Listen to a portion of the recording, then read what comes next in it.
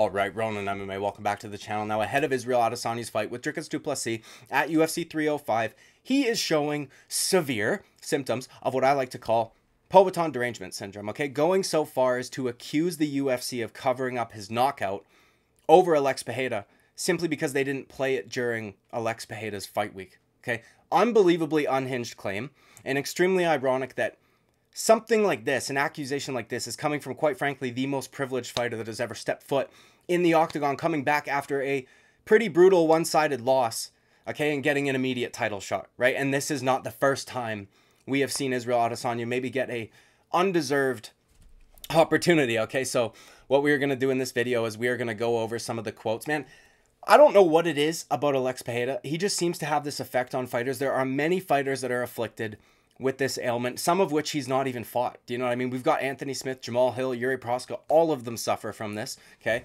Israel Adesanya as well. The list could go on, but those are the big names. Do you know what I'm talking about? So, as I said, we are going to go over some of the quotes. Unfortunately, there is no audio nor video for this interview, so this will have to do. Then what we're going to do is we're going to try and debunk some of his claims, or at the very least, show how exaggerated they are or how ridiculous they are, and just extremely conspiratorial-minded. And again, unjustifiably so. Dude, the UFC does whatever Israel Adesanya wants, essentially. He is treated like their golden boy, okay? So, I will begin now. They asked Israel Adesanya what he thought about Alex Pereira's performance at UFC 303. Something out I'll point out briefly, okay? Every single time Alex Pereira has a fight, Israel Adesanya will pick against him, right? Just unbelievable amounts of salt, though he will deny it till the end of time, okay? Meanwhile, if you ask Alex Pereira who is going to win, Israel Adesanya or dricusduplessis, he says Izzy, right? When they ask him who do you think is going to win, Sean Strickland or Israel Adesanya, I think Sean Strickland might be able to get him. He is unbiased. He will pick Israel Adesanya. He will praise Israel Adesanya, whereas we don't really get that the other way. Now, his fans will say that he praises him all the time, but it is always layered with a ton of salt. Okay, so we will read.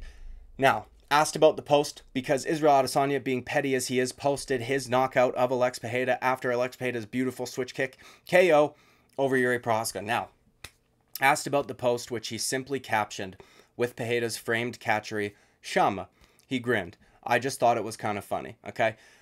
When I was first climbing up in the UFC, anytime I had a fight and won, Rob Wilkinson, Marvin Vettori, Brad Tavares, whoever, he, referring to Alex Pereira, would always post his knockout of me. Would always post it, and I'd be thinking, what the fuck? Okay, when I read this, I immediately thought to myself, you know what? I think he's making that up. I just do. Because I have followed Alex Pereira probably since 2017, 2018, somewhere around there, because I was a massive Glory Kickboxing fan, okay? Huge Glory Kickboxing fan.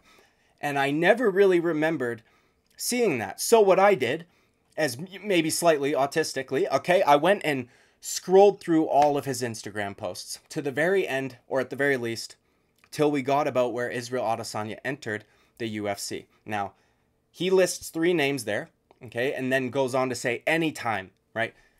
If you go around that time on Alex Pereira's Instagram, he posted it 2 times.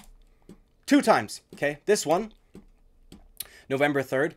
This was immediately following the Derek Brunson knockout, which is not even a name Israel Adesanya mentioned. But regardless, he did post this one, okay? Now, fair enough. Little petty, sure, okay? Then we have got this one, right, which he posts April 13th, 2021, which, if you know when the UFC schedules were, okay? This is leading up to the fight against Marvin Vettori. The second time. So he posted it twice, okay? There is another post that I didn't include in here because I bet you he's including that in the posts of the knockout, but it was literally Israel Adesanya standing next to Alex Pereira after Alex Pereira had knocked him out, shaking hands. That was the picture that he posted. Because unlike Israel Adesanya, Alex Pereira can take a loss quite well and is a very good sportsman, right? We see this time and time again. He took his loss to Israel Adesanya unbelievably well. So, is he completely exaggerated? He posted it 2 times, one after Derek Brunson and one leading up to Marvin Vettori. Not Rob Wilkinson, not these other guys he mentioned, not Brad Tavares. A little bit of a petty point by me, but just thought I'd point it out. All right, now we will continue. But now it's actually funny how he's the light heavyweight champion and the UFC tried to sweep my knockout of him under the rug.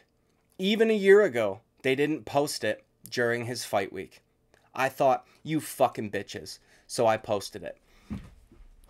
Brother, dude, can somebody please explain to me why on earth the UFC, who is in charge of promoting their fighters, would post a fucking video of Alex Pereira getting flatline KO'd to hype up his fight?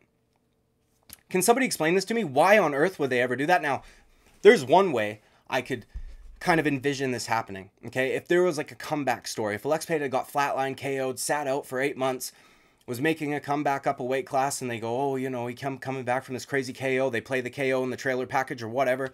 That's not the case, though.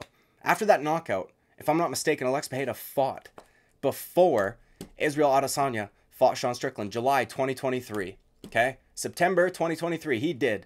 So there's no real comeback story. I don't understand why on earth the UFC would post him getting knocked out during his fight week, and I feel like Israel Adesanya is fucking insane for even insinuating that that would be the case. Why would they do that? I don't understand it, okay? It's weird. Now, also, just to mention, you know, considering Alex Pereira fought before Israel Adesanya did after their fight, they did play it when Israel Adesanya fought Sean Strickland, a gang of times, which was already after Alex Pereira had moved up to light heavyweight and was going to be fighting for the light heavyweight title just 2 months later, right? From when Israel Adesanya defended his belt against Sean Strickland, September 10th and November 11th. So I don't know what the fuck he is on about. This is an unbelievable amount of salt and cope from Israel Adesanya, straight up accusing the UFC of sweeping his knockout under the rug. Fucking tell me this, dude.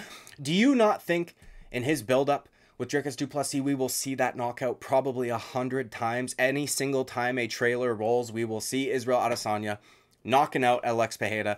Guaranteed, okay? This is unhinged. Now, after his fight last week, I posted it again because I was trolling, or returning the favor, you could say. Now, I bet you Israel Adesanya has posted that knockout way more times than Alex Pereira has posted his, but either fucking way, who's keeping score, okay?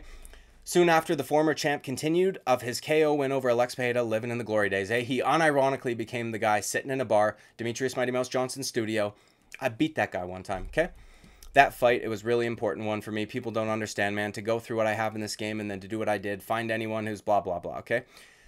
Either way, bro. Unhinged behavior from Israel Adesanya. They play that knockout when it's applicable, dude. You have not fought since September of 2023. Why on earth would they just play that randomly during an Alex Pereira fight week? Someone explain that to me. This is delusion and salt. And again, severe syndromes of Poaton derangement syndrome, which so many fighters are afflicted with. I feel horrible for them, okay? It's brutal. They absolutely played it leading up to Strickland because they would, because it's your highlight, okay? But why would they play it here, here, or here? It doesn't make sense. It literally makes zero sense. Israel Adesanya has lost his mind, or I don't fucking know. He's just unbelievably petty, but I just thought I'd point this out because, as I said in the opening, you know, this guy's one of the most, if not the most privileged fighter to ever step foot in that octagon. He gets title shot after title shot after title shot. It doesn't matter. The UFC does whatever they want for him, even though he doesn't sell a whole lot of pay-per-views. He sells well, but not insane amounts. He has never broken 1 million. Do you know what I mean? So it's weird that we get this kind of, this push of Israel Adesanya, right? So either way, dude, just wanted to point this out. Poaton derangement syndrome, good term. We should use it. We see journalists afflicted with this as well, man. James Lynch has Poaton derangement syndrome, 100%. Okay, and he's not the only one. Now, like and subscribe. I would greatly appreciate it. I'll see you at the next video. Bye-bye.